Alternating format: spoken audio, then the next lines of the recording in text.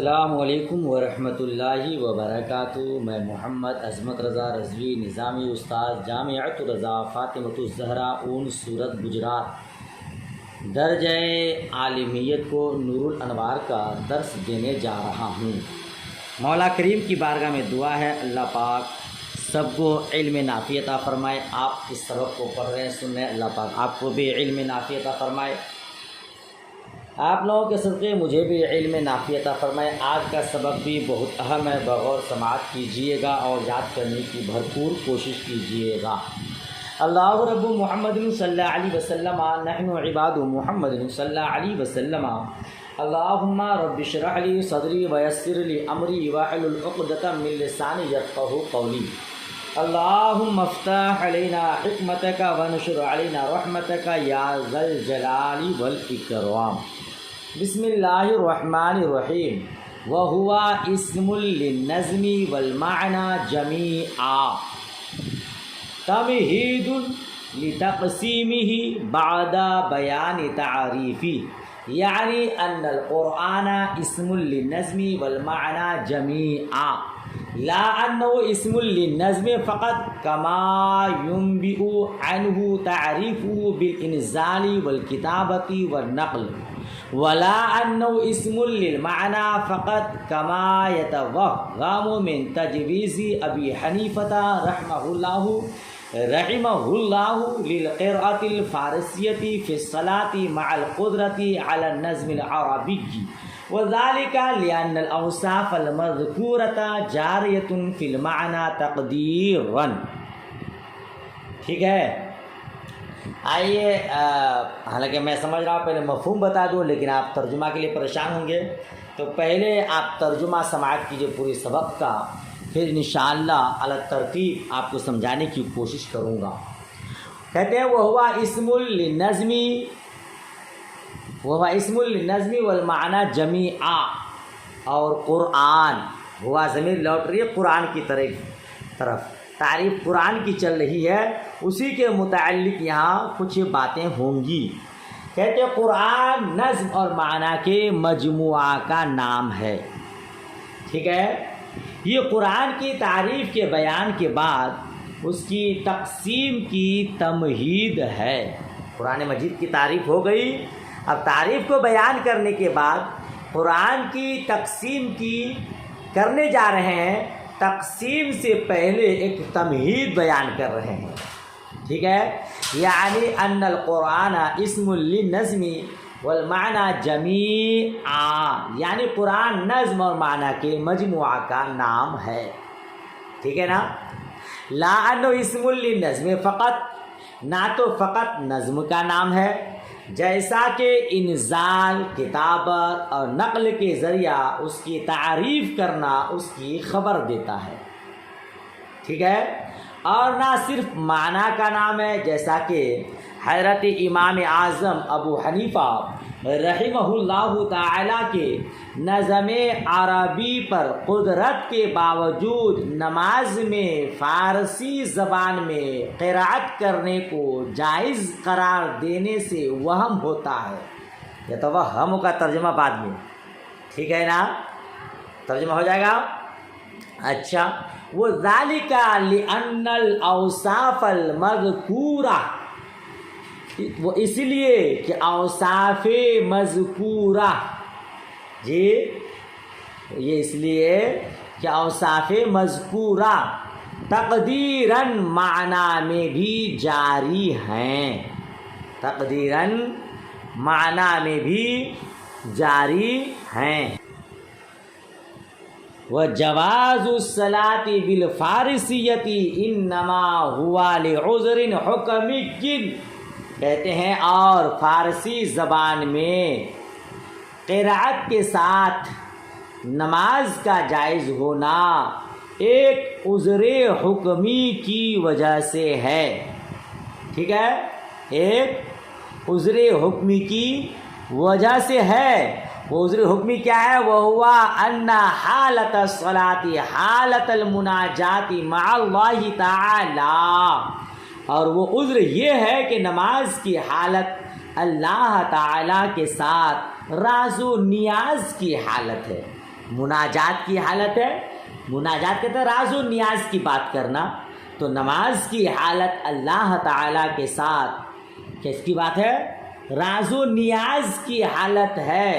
اور عربی عبارت والنظم العربی معجز بلیغ، اور عربی عبارت انتہائی معجز اور بلیغ ہوتی ہے.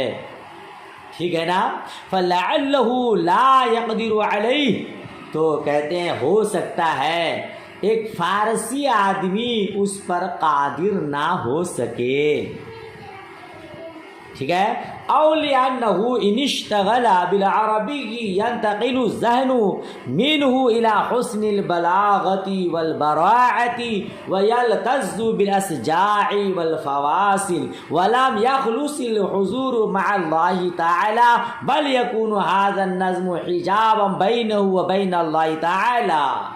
کہتے ہیں یا اس لیے کہ اگر نمازی عربی الفاظ کے ساتھ، عربی عبارت کے ساتھ مشغول ہو گیا تو اس کا ذہن اس سے عمدہ بلاغت اور براعت کی طرف منتقل ہو جائے گا، اور وہ مسجع اور مقفع عبارتوں کے ساتھ لطف اندوز ہونے لگے گا.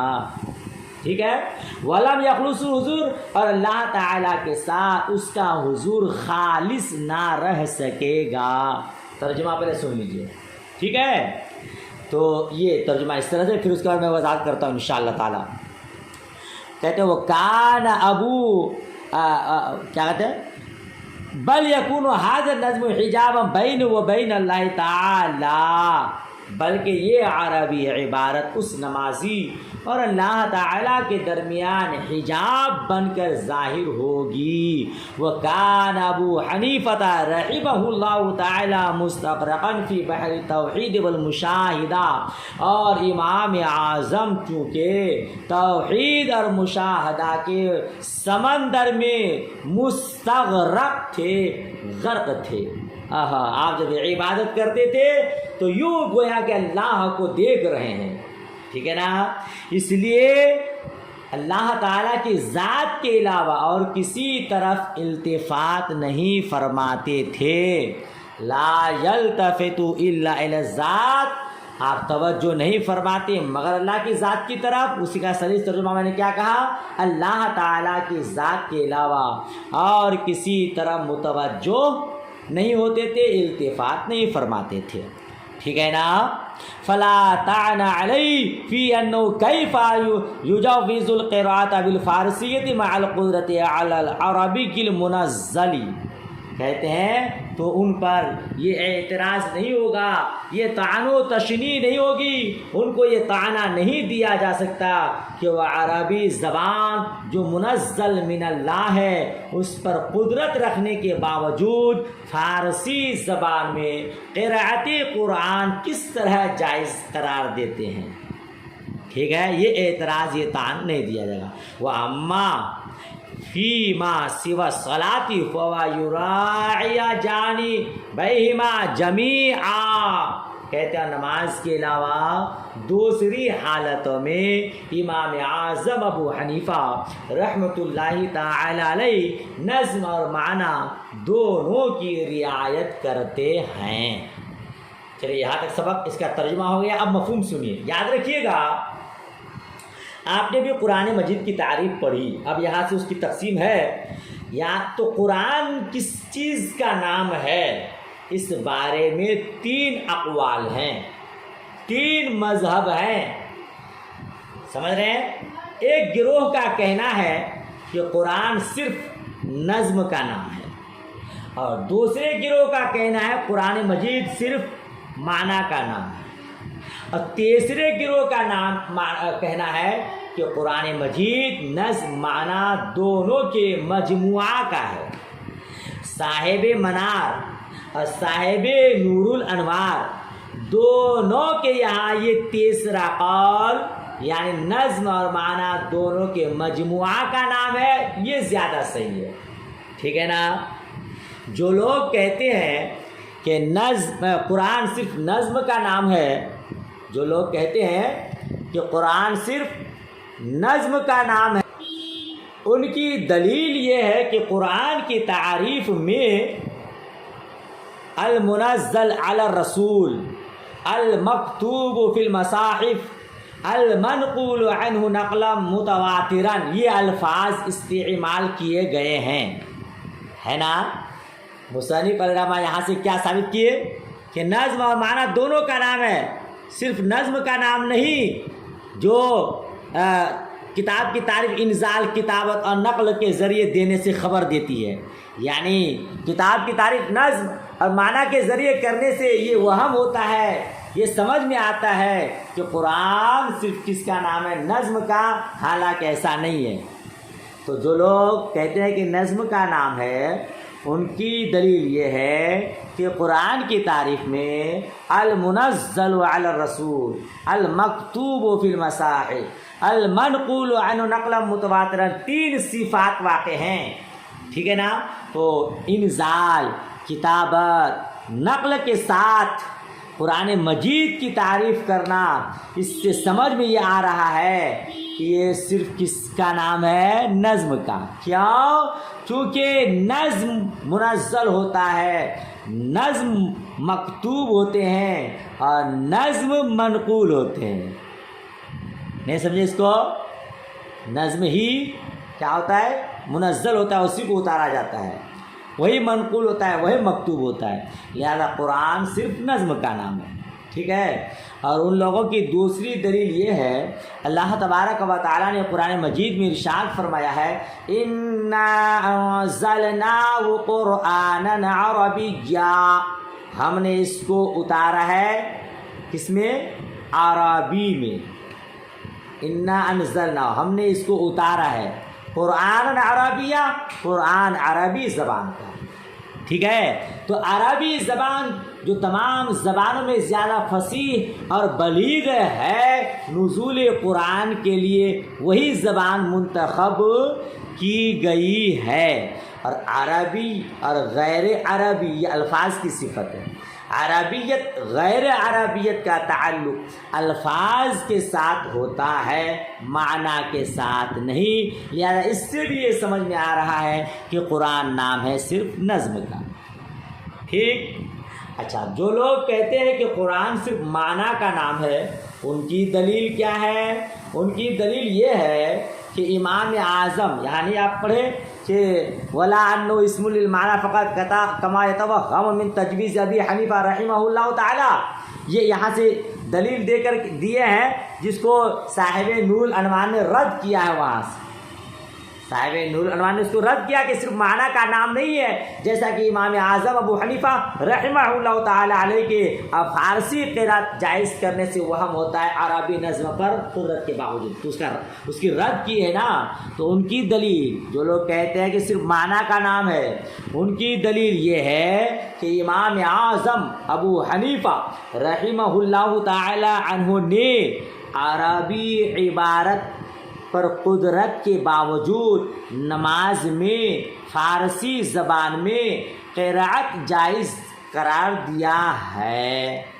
ظاہر سی بات ہے، فارسی زبان میں قرات قرآن مجید کی قرات نہیں ہے.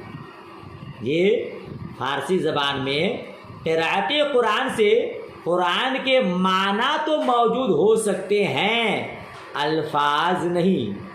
بھائی جب آپ عربی کو فارسی زبان میں پڑھیں گے تو عربی لفظ تو باقی نہیں رہے گا نا، بلکہ عربی کا معنی باقی رہے گا، ہے نا. تو کیا معلوم ہوا؟ تو امام اعظم ابو حنیفہ کی اس بات سے یہ سمجھ میں آ رہا ہے کہ قرآن صرف معنی کا نام ہے، لفظ کا نام نہیں. ٹھیک ہے. اور ان لوگوں کی دوسری دلیل یہ ہے کہ اللہ تبارک و تعالیٰ نے قرآن مجید میں ارشاد فرمایا ہے وَإِنَّهُ لَفِي زُبُرِ الْأَوَّلِينَ. کیا معنی؟ یعنی قرآن پہلی کتابوں میں موجود ہے، کتب سابقہ میں موجود ہے. آپ دیکھیے پہلی تمام آسمانی کتابیں غیر عربی میں تھی، عربی میں نہیں تھی، چاہے وہ توریت ہو، انجیل ہو، زبور ہو. ٹھیک ہے. اور یہ کہتے ہیں یہاں رب کا ارشاد ہے کہ قرآن پہلی کتابوں میں موجود ہے. تو اس کا مطلب یہ ہوا کہ قرآن مجید دوسرے زبانوں میں بھی ہے، اور دوسرے زبانوں میں قرآن ہے تو قرآن کا معنی ہوگا، قرآن کے الفاظ نہیں ہوں گے۔ لہذا ان دونوں دلیلوں سے یہ سمجھ میں آیا کہ قرآن صرف معنی کا نام ہے۔ ٹھیک ہے، ان دونوں کی دلیل ہو گئی۔ اب سب کی پھر اب جو ترجمہ پڑھے اسی میں جواب موجود ہے، مگر میں خلاصہ بیان کرتا ہوں انشاءاللہ۔ صاحب منار نے کیا فرمایا؟ وہ اسم للنظم والمعنی جمیعا، کہ قرآن نام ہے نظم اور معنی کے مجموعہ کا، گویا کہ ان دونوں کے قول کی تردید کر دی، نہ تو صرف نظم کا نام ہے نہ صرف معنی کا نام ہے، دونوں کے مجموعہ کا نام ہے۔ تو اب ان کی دلیل کیا ہے؟ ان کی دلیل اگر آپ کو سمجھنی ہے تو جو لوگ کہتے ہیں کہ قرآن نظم کا نام ہے ان کی دلیل دیکھ لیجئے، اور جو لوگ کہتے ہیں کہ قرآن صرف معنی کا نام ہے ان کی دلیل دیکھ لیجئے۔ اب دونوں دلیلوں کو ملا دیجئے تو سمجھ میں بات آ جائے گی کہ قرآن نظم معنی دونوں کا نام ہے۔ جی ٹھیک ہے نا؟ جو لوگ کہتے ہیں کہ قرآن صرف نظم کا نام ہے ان کی دلیل آپ نے سنا، جو لوگ کہتے ہیں کہ قرآن نام ہے صرف معنی کا ان کی دلیل آپ نے سنا، دونوں دلیلوں کو ایک ساتھ ملا دیجئے تو سمجھ میں آ جائے گی بات کہ قرآن نظم اور معنی دونوں کا نام ہے۔ ٹھیک ہے نا؟ یہ قول زیادہ بہتر ہے۔ اچھا، جن لوگوں نے کہا کہ قرآن صرف نظم کا نام ہے اور انہوں نے دلیل دیا کہ قرآن کی تعریف میں المنزل علی الرسول ہے، المکتوب فی المصاحف ہے، المنقول عنہ نقلا متواترا ہے، تو ان کی دلیل کیا ہوگی؟ ان کی دلیل کا جواب کیا ہوگا وہ سماعت فرمائیے۔ مصنف علیہ رحمہ فرماتے ہیں، یہاں پہ دیکھیے، یہاں سے اس کا جواب دے رہے وَذَلِكَ لِأَنَّ الْأَوْصَافَ الْمَذْكُورَةَ جَارِيَةٌ فِي الْمَعْنَى تَقْدِيرًا۔ یہاں سے اس کا جواب دیا کہ یہ اوصاف مذکورہ یعنی انزال، کتابت، نقل، یہ اوصاف مذکورہ، ان کے ساتھ قرآن کی صفت بیان کرنا، تعریف بیان کرنا، یہ الفاظ میں جس طرح جاری ساری ہیں اسی طرح الفاظ کے واسطہ سے معنی میں بھی جاری ہیں۔ وہی تو کہا کہ یہ اوصاف مذکورہ معنی میں جاری ہیں، تقدیراً یعنی انزال، کتابت، نقل، یہ الفاظ کی صفت ڈائریکٹ ہے اور معنی کی صفت تقدیراً ہے، تو یہ اوصاف معنی میں بھی پائے جاتے ہیں۔ ٹھیک ہے، تو جب معنی میں پائے جاتے ہیں تو الفاظ اور معنی دونوں کا نام ہو گیا۔ اچھا، جن لوگوں نے کہا کہ قرآن صرف معنی کا نام ہے انہوں نے دلیل دیا تھا کہ امام اعظم ابو حنیفہ رحمۃ اللہ تعالی علیہ نے نظم عربی پر قدرت کے باوجود فارسی قرأت جائز قرار دیا ہے، جس سے سمجھ میں آ رہا ہے کہ خالی معنی کا نام ہے، الفاظ کا نہیں، چونکہ فارسی قرأت میں قرآن کے الفاظ موجود نہیں ہوتے ہیں، قرآن مجید کا معنی موجود ہوتا ہے۔ تو اب صاحب نور الانوار ہے نا، ان کی دلیل کا کیا جواب دیتے ہیں؟ تو یہاں سے وہاں ان کی دلیل کو رد کر رہے ہیں، ان کی دلیل کو اس طرح رد کر رہے ہیں کہ امام اعظم ابو حنیفہ رحمۃ اللہ تعالی علیہ نے نظم عربی پر قدرت کے باوجود فارسی قرأت جو جائز قرار دی ہے وہ عذر حکمی کی بنا پر، ایک مصلحت کے پیش نظر آپ نے یہ جائز قرار دیا ہے۔ مصلحت کیا ہے؟ عذر حکمی کیا ہے؟ آپ نے ترجمہ پڑھا کہ نماز کی حالت اللہ تبارک و تعالی سے مناجات کی حالت ہے، راز و نیاز کی باتیں ہوتی ہے نا، تو عربی عبارت چونکہ بہت ہی بلیغ ہے، جی نہایت ہی حیرت انگیز ہے، انسان کو عاجز کر دینے والی ہے۔ ٹھیک ہے، اور دوسری بات یہ بھی ہے کہ جب وہ عاجز کر دینے والی ہے اور حیرت انگیز ہے، بہت ہی فصیح و بلیغ ہے، تو ہو سکتا ہے کہ ایک نمازی ایسی حالت میں بھرپور عبارت زبان پر نہ لا سکے تو اس کو فارسی زبان میں قرأت کرنے کی اجازت دے دی گئی۔ صحیح بات ہے، ایک فارسی زبان والا عربی زبان کو کما حق کو نہیں پڑھ پائے گا، تو امام اعظم ابو حنیفہ نے اس مصلحت کے تحت کہا کہ بھائی جو عربی زبان کو کما حق کو نہ پڑھ پائے وہ فارسی میں قرأت جائز، فارسی قرأت کرے۔ ٹھیک ہے نا؟ تو اس عذر حکم کی بنا پر. اور دوسری جگہ وہاں کا او لِأَنَّهُ إِنِ اشْتَغَلَ بِالْعَرَبِيِّ يَنْتَقِلُ الذَّهْنُ مِنْهُ إِلَى حُسْنِ الْبَلَاغَةِ وَالْبَرَاعَةِ وَيَلْتَزُّ بِالْأَسْجَاءِ وَالْفَوَاصِلِ وَلَمْ يَخْلُصُ الْحُضُورُ مَعَ اللَّهِ تَعَالَى. وہاں سے اس کا جواب دے رہے ہیں کہ امام اعظم ابو حنیفہ رحمۃ اللہ تعالی علیہ نے نظم عربی پر قدرت کے باوجود فارسی قرأت کیوں جائز قرار دی. تو اس کا جواب دے رہے ہیں کہ اس لیے جائز قرار دی کہ اگر کوئی نظم عربی پر میں مشغول ہو جائے گا تو ہو سکتا ہے کہ وہ اس کے اسجاء اور فواصل سے، اس کے حسن بلاغت سے، براعت سے تلذذ حاصل کرنے لگ جائے، لطف اندوز ہونے لگ جائے، لطف اٹھانے لگ جائے، تو وہ عربی عبارت ہی میں منہمک ہو جائے گا اور اللہ تبارک و تعالیٰ کی بارگاہ میں خشوع و خضوع نہیں پائی جائے گی. ہے نا؟ آپ پڑھیں نا صورتوں کو، اگر کوئی اچھے انداز میں پڑھ لیتا ہے قرآن پاک کو تو دل کرتا ہے سنتے ہی رہ جائے. آدمی جو عربی سمجھتا ہے خاص کر کے وہ سننے ہی میں مشغول رہ جاتا ہے. کس طرح پروردگار عالم نے حسن ترتیب دیا ہے. وَالضُّحَىٰ وَاللَّيْلِ إِذَا سَجَىٰ مَا وَدَّعَكَ رَبُّكَ وَمَا قَلَىٰ وَلَلْآخِرَةُ خَيْرٌ لَّكَ مِنَ الْأُولَىٰ. یہ تو ہماری آواز صحیح نہیں، ہم قاری صاحب نہیں ہیں، ورنہ اچھے قاری اچھے انداز میں پڑھ لے تو آدمی جھومتا رہ جائے، اسی کو سننے میں رہ جائے، پڑھنے والا اسی سے لذت حاصل کرنے لگ جائے اور اللہ تبارک و تعالیٰ کی بارگاہ میں خشوع و خضوع نہ ہو، ذہن اس کی طرح منتقل نہ ہو. تو امام اعظم ابو حنیفہ رحمۃ اللہ تعالی علیہ اپنے آپ پر لوگوں کو قیاس کیے.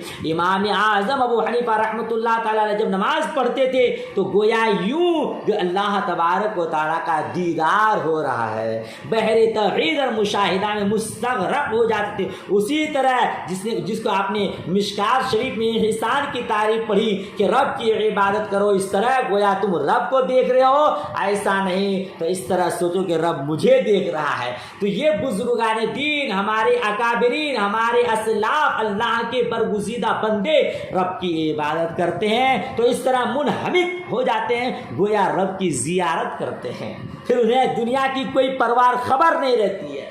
تو امام اعظم ابو حنیفہ نے اپنے آپ پر قیاس کیا کہ ہم بہر توحید میں مستغرق دیکھتے ہیں، اور کوئی عربی عبارت میں مشغول ہو گیا تو ایسا نہ ہو کہ اس میں وہ رکاوٹ پیدا ہو جائے، حجاب بن جائے.